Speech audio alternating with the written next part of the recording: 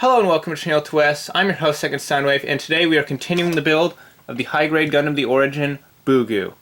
And since I have no idea how long I'll actually be able to film tonight, I'm just going to jump right into the news. So first I want to talk about something that I've actually wanted to mention for almost a week now that I've just constantly forgotten to put in Gunpla news up until now, and that is a couple re-releases we're getting in March. We're getting the Master Grade RX-78-3, I guess, Gundam G3 2.0.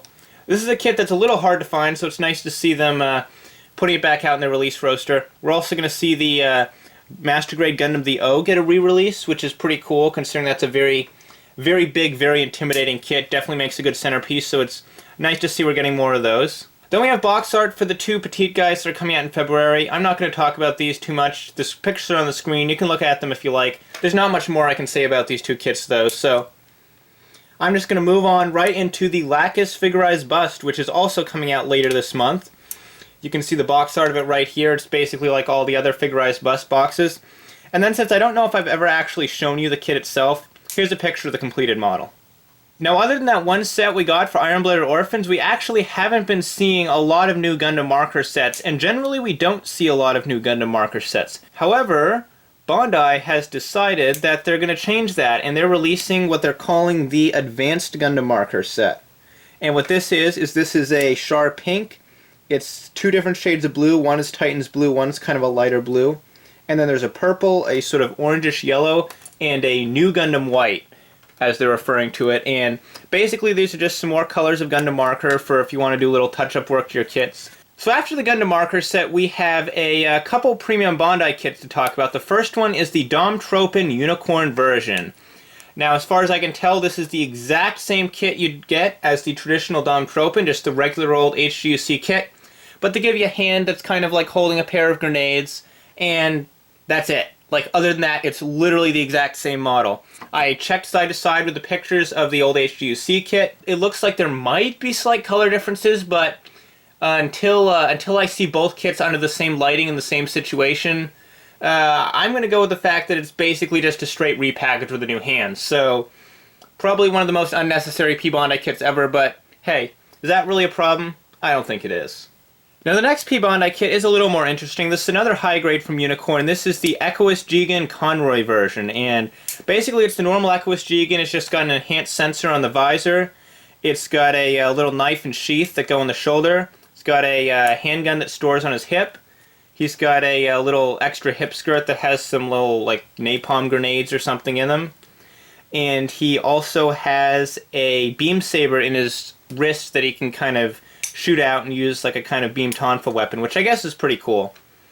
But for the most part, it's just the normal Equus Jigen with some new weapons, so I kind of wish they just threw these in with the standard Jigen kit, although I do kind of understand why they didn't, since Conroy's Jigen didn't actually show up until like the very end of the show, while the Equus Jigens were there from really almost the beginning. So I understand why they didn't include those parts, but it's still a little disappointing that, you know, you'd have to go the P-Bandi route if you want what are admittedly some pretty cool weapons, even if they are minor upgrades to the kit. But we're going to put a pause on the news for now because it is time to build an arm. So, to start, we're going to take this piece here, and this piece, and this piece, and this piece. And we're going to take these two and stick them together. And then take this and stick it right next to it like this. And then take this piece and cap it over the top, just like this. Then we're going to take these two parts and stick them together, just like this. And we take this piece and this piece. And believe it or not, this is the only polycap you use in the entire arm, because this just slides over this little connector right here. Come on, just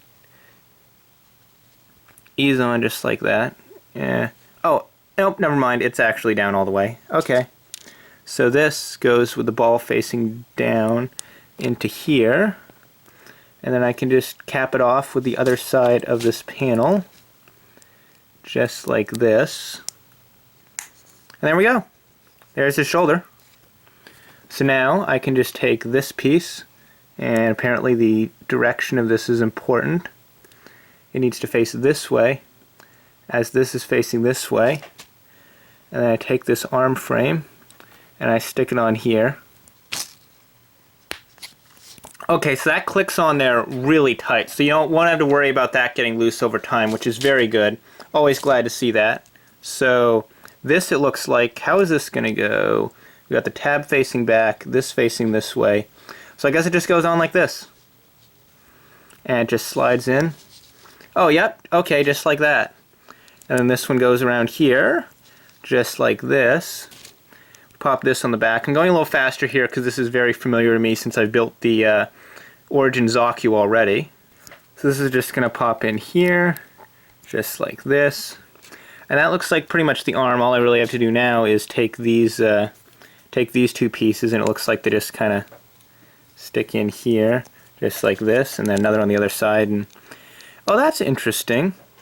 So I thought these were just solid fins, but it looks like actually once you get together, these are like little kind of bars, kind of. That's neat. I figured these were just kind of going to be like solid radiator fins, as opposed to little, I don't even know what these would be, anchoring points, I guess. They're pretty cool. And then from here, all I have to do is just grab this little piece and stick it on like this. And then I can just stick his hand in here, just like that. Wow, that is a tight connection, which is probably a good thing in all honesty, since there's only one polycap, again, in his entire arm, so that's a good thing. And there we go. Super fast, super easy arm build, and of course it's Origin, so plenty of articulation. And there we go. Okay, so since we got a lot of news actually that I still haven't covered yet, I'm just going to build the weapons while I talk about some other stuff. So, Gundam Bael. We've already seen the high grade in color at that little IBO event they did a little while ago, but we now have color pictures, official ones from Bandai, of the 1/100 and the high grade. So here we can have the high grade. It's pretty cool looking. We can see it from the front here, and then we can also see it from the back. As you can see here, it looks pretty nice. There's a couple different action shots of it. Here's one of them. I think it looks pretty good. I'm still not going to pick one up though, because while I do like the design kind of, the colors just seem kind of bland to me. And then of course the 1/100 as well, we got pictures of that. I think this is the first time we've seen it in color, so that's obviously pretty cool. Again, we got an action shot of it. And then we have this other picture of it that's kind of, sort of from behind, I guess, and that's pretty neat. And then finally, there's actually one more image I want to talk about today. Hopefully. I don't think I've forgotten anything. I might have forgotten something, but I think the last image of the day for today is this one of the Region Lay's Julia standing next to Amida's Hyakuren, so you can see just how absolutely monstrous this kid is going to be. Yeah, it's kind of skinny and lanky, but it is very, very, very tall, as you can see right here. Looks like it's going to be a pretty cool kit. But yeah, that's all the news for today, so I'm just going to finish snapping out these parts, and we can build the weapons. Hey, we're back. So, I'm just going to snap together the weapons really quick. So, obviously the easy stuff will be the two heat hawks, because there's nothing really to assemble here. It's just what you see is what you get. And the shield's going to be pretty easy too. It's basically just two pieces. Looks like they just kind of stick together like this. And then he's got like this ball. And how does this go in? Does it go in at the top? It looks like it just sticks in. Oh, okay. So it goes in, then it slides up and down. So I'm gonna pull in his arm right here because I want to see how this will work, because I'm curious about this connection. So it looks like, well, obviously I'm gonna have to wrap his hand around there, but I'm just gonna see. So I tab this in, and oh, that's actually a pretty sturdy connection. His arm seems a little weak, but I think I'm not actually bending at the proper joint. Oh yeah, there we go. Okay. So the interior polycap's a little weak, but if you bend it at the actual joint, he can hold his shield just fine. So that's enough of that. Let's just move on to the rifle. So it's, again, very simple. It's two pieces. Very cool, very detailed rifle. Actually kind of reminds me of the Federation style rifle, so I'm not really sure what this is doing on a Xeon mobile suit, but I guess I'll probably find out if I ever get around to watching the OVA. So looks like this goes facing this way. It should, right? Yeah, it goes this way. And by the way, it's really hard to denub this without breaking the plastic. I actually stressed it a little bit on this side just because there's no easy way to grip this while you're shaving and sanding at it without making everything flex all over the place. So that's a little annoying. And while I was saying that, I put this on upside down. So I should probably fix that, and I have. There we go. Fits down there nice. Opens up. Pretty cool. Which way does this go? This goes like this. There we go. That can be folded in. And this little piece here just sticks on the front. And then he does have a trigger hand, so I could just pop this in his trigger hand, just like that. And now he can hold on to it if you just bring the kit in. You pull out his...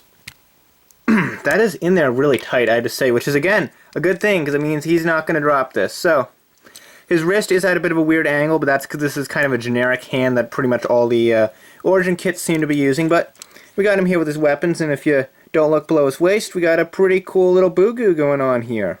So that's where I'm going to end this tonight, guys. I got to go and do some stuff, so leave a like if you enjoyed this video. We'll probably be finishing this kit tomorrow, so if you want to see that, you want to stick around. If you're not already subscribed for some reason, basically I do all sorts of Gunpla related stuff. I do builds like this, I do news like you just saw, I also do reviews, and anything else I could think of that kind of relates to Gundam model kits. So if that sounds cool to you, and again, you don't want to miss the second part of this build log, then I do recommend that you click the icon you see on the screen right now so you stay up to date on Gunpla news and reviews. There's also a couple thumbnails popping up on both sides as always, so just have a good day. I'm Second Soundwave, and I'll see you next time.